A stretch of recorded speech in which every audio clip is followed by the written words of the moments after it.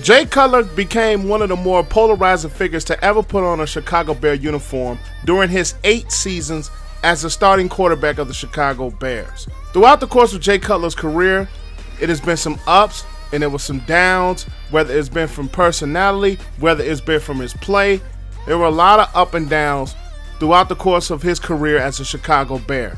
It never really turned into consistent success for the Chicago Bears. Yo, what's up world? APW Sports signing in, and in today's video, we're going to tackle the real reason why Jay Cutler never became that elite quarterback for the Chicago Bears. But before I get into that, make sure you guys leave this video a like. That helps this channel to grow. And if you are a first-time viewer, go ahead and click that subscribe button and also click that notification bell so you will not miss a single video that I post. But let's talk about Jay Cutler. Without further ado, let's dive into it. I'm striving to get rich. That's why I almost went 2 years without buying shoes and feet.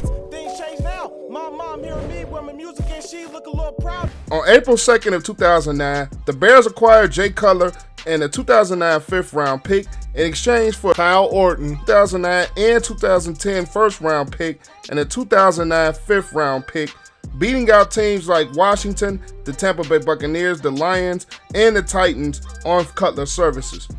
The Bears were looking to move on from struggling quarterback play of Rex Grossman and Kyle Orton.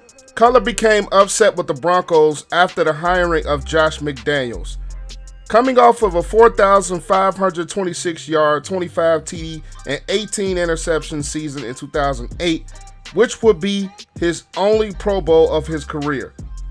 His first year with the Chicago Bears, he threw for 3,666 yards, 27 TDs, and 26 picks. Talk about something that was almost close to a 30 for 30 for Jameis Winston. Well, Jay Cutler almost accomplished that in year 1 in 2009 of the Chicago Bears. The next season in 2010, the Bears would make their only playoff appearance in Jay Cutler's 8 years as a Chicago Bear, which seen them go to the NFC Championship game and lose to the rival Packers.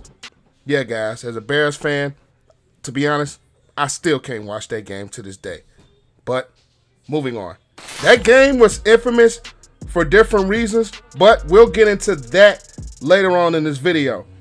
During his Bears career, the Bears had only 2 winning records while Cutler was the starting quarterback.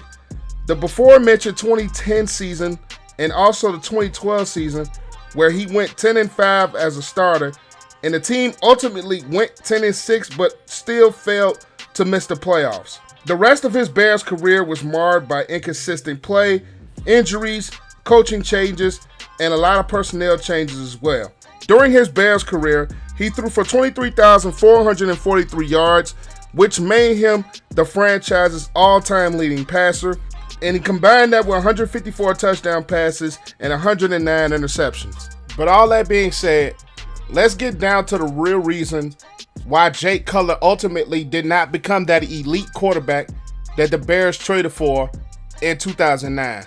The first part that I feel that Jay Cutler did not have that successful career with the Chicago Bears is the nagging injuries that he's had throughout the course of his career. Let's start with the concussion that he had in 2010 after being sacked 9 times by the New York Giants.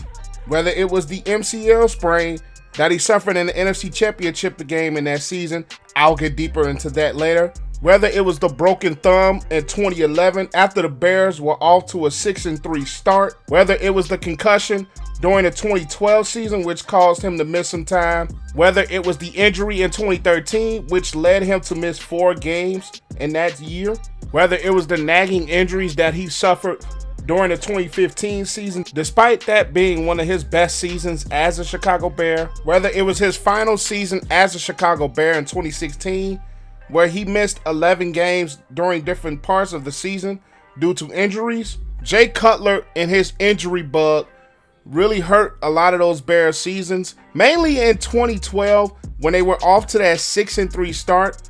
But after breaking his thumb against the Chargers, the Bears dwindled from there and ended up missing the playoffs. So during his career, the Bears had some potential with him at the quarterback position, but due to his constant injuries, whether it was some nagging or some devastating like the broken thumb, that ended up haltering a lot of seasons during that tenure of Jay Cutler being a starting quarterback, with him not being available, but also with the Bears not having a capable backup quarterback behind them. Or even if they did, that quarterback came in and really struggled behind Jay Cutler. So Jay Cutler's injury bug is part of the reason why he really did not have a successful career as a Chicago Bear.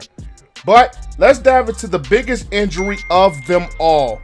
Let's go back to that 2010 NFC Championship game when Jay Cutler came out of that game in the middle of the third quarter, despite his inept play before that, only having 6 for 14 with 80 yards and an interception before ultimately being injured. There was a lot of speculation as to him not necessarily being as hurt as he fully led on to be.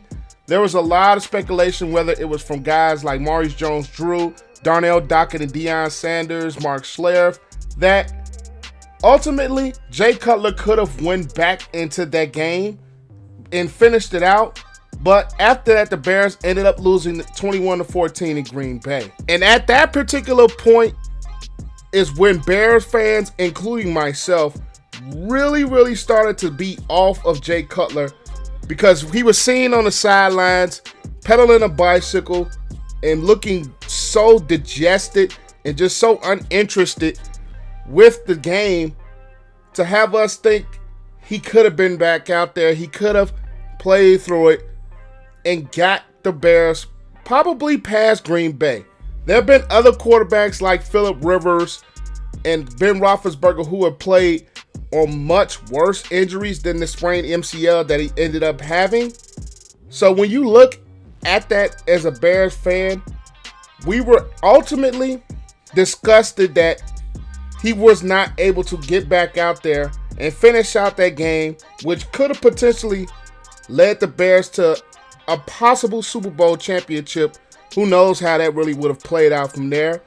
But that infamous sprained MCL, I feel, is one of the biggest reasons why Bears fans have such a disdain for him to this day as we speak. The number 2 reason why I feel that Jay Cutler did not become that elite quarterback that the Bears ultimately wanted him to be was a lot of the coaching changes, offensive coordinator changes, and personnel changes that happened throughout the course of his career as a Chicago Bear. Throughout the course of his career as a Bear, he went through 6 different offensive coordinators, whether it was Ron Turner in his first year in 2009, Mike Martz for 2010 and 2011, Mike Tice during the 2012 year, Aaron Cromer for 13 and 14, Adam Gase for 2015, and Dowell Loggins for 2016. A lot of that is going to hamper a quarterback as far as not being able to be in a consistent offense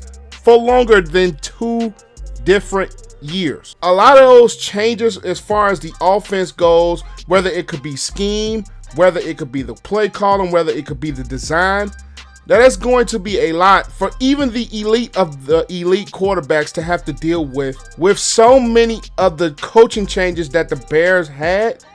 He could not sit in an offense and, number one, have that familiarity and have that connection that he would need to have with an offensive coordinator in order to be successful on the field. Because when you're in a quarterback position, especially at the level that Jay Cutler was expected to be at, you almost have to be a coach on the field. So your offensive coordinator and also your quarterback have to be connected as one. And one of those coordinators, Mike Martz, he was on record to be having problems with at the beginning of his tenure as a Bears coordinator. So when you really think about a lot of the changes as far as the offense goes, the personnel around Jay Cutler changed a lot too. Whether it's from the receiver position with finally getting a number 1 in Brandon Marshall, Alshon Jeffery, you had Devin Hester that was in and out, you had Forte, you had Martellus Bennett who was in and then out. You don't have that consistent continuity that you need to have with weapons to order to be a very successful offense. Now, those weapons were very, very talented. Marshall was one of the elite receivers in the game. Alshon Jeffery had the potential to be one of the elite receivers and played at a very high level during his time with the Bears. Matt Forte was one of the better multi-purpose backs in the NFL at that point of his career. Martellus Bennett was one of the more physical tight ends at that point of his career. But when you factor in the Bears really did not have a solid offensive line during that point. Olin Kreutz was gone after a couple of years of his tenure as a Bear. And there was a lot of shuffling throughout the course of that offensive line. And let's not forget one of the worst offensive linemen that I probably ever watched as a Bear fan, Jamarcus Webb at left tackle, who ended up not really being that successful guy that they needed to be. While the weapons around him were good weapons, the Bears' offensive line troubles, which still halt them to this day right now, was a bit of a problem back then as far as protecting him and keeping him healthy throughout the course of his Bears career. The coaching changes does not help with being with 6 different offensive coordinators in 8 years. You don't have that time and you don't have that consistent connectivity with that coordinator to be able to be a consistent offense year in and year out. When you're learning new language, you're learning new verbiage, you're learning new schemes, you're learning a new way that the other offensive coordinators and head coaches call plays and like to run things, you're not going to be a very successful offense with so many changes going on throughout the course of that 8-year tenure with Jay Cutler. The number 3 reason, and I think is the biggest reason to why Jay Cutler did not have that successful career that he needed to have with the Chicago Bears, was his demeanor and his personality. When you watch Jay Cutler on the field, it was almost like he had a did not care attitude. His decision making wasn't the best at times, which led to high interceptions. His decision making as far as trying to throw the ball into those tight windows despite being in double and sometimes maybe even triple coverage was not one of the best things, especially for a Bears offense that one had a tendency to struggle at times with that offensive line, which I aforementioned was not very well. His decision making at times was not the best, forcing the ball to guys like Jeffery and Marshall despite them being in double and triple coverage, not taking the proper reads. And when you're doing things like that, that can ultimately kill games.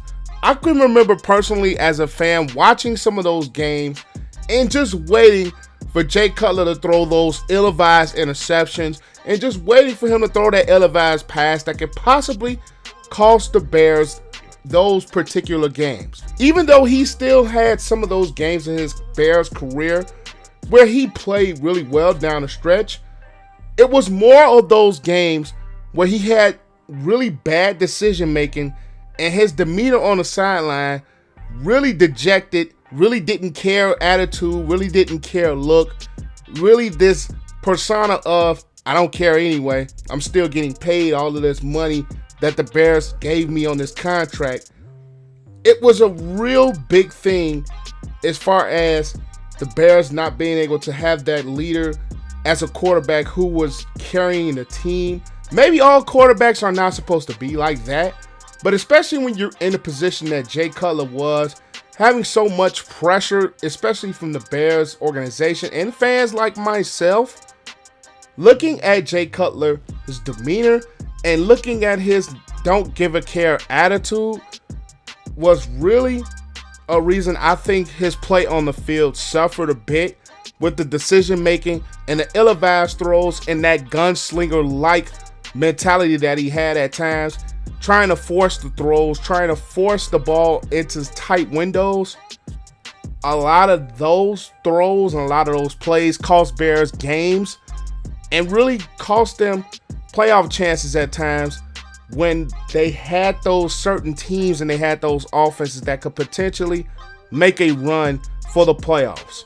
So overall, Jay Cutler may not have been the best, but he definitely was not the worst. Now, I'm going to personally say I'm not a big fan of him and still not to this day. But when you circle back and you look at his Bears career, you just look at the missed potential that he had and this team had as well. So these are the reasons that Jay Cutler did not have the successful career as a Chicago Bear that he should have had. That is all I have for you guys today. Make sure you guys leave this video a like, as that continues to help this channel to grow. Comment your thoughts down below. Do you agree that Jay Cutler did not become that success, or do you disagree? Do you think his career was actually successful? Leave your thoughts in the comment section down below. I would love to see what you guys think. And if you have gotten to this point, make sure you click that subscribe button and also click that notification bell so you will not miss a single video that I post. But I am APW Sports signing out. Make sure you guys stay safe. Have a great and excellent day, and I'll catch you guys in the next video. Peace.